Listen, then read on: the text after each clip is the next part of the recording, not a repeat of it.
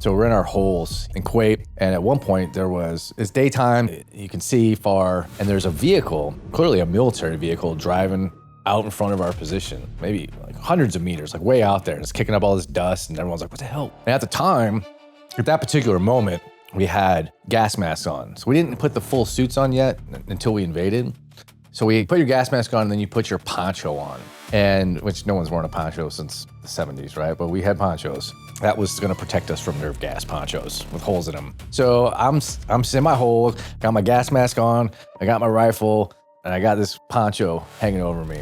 And they're like, God, I can't remember which, second fire team, like, Silva, team, take your team out there, see what's up with that vehicle. So I'm like, this is it, man. This is my time to shine. Like, I'm gonna save America right here, right now. This one vehicle out here driving around in circles. So I go running out there. And as I'm running, and my poncho gets caught in the filter of my gas mask. And I'm running, I can't breathe, and I'm trying to get this thing out, and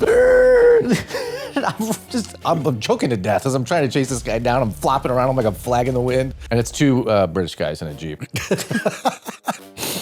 I mean, you guys were kind of driving through open desert or down big interstate highways. Like, what were you seeing?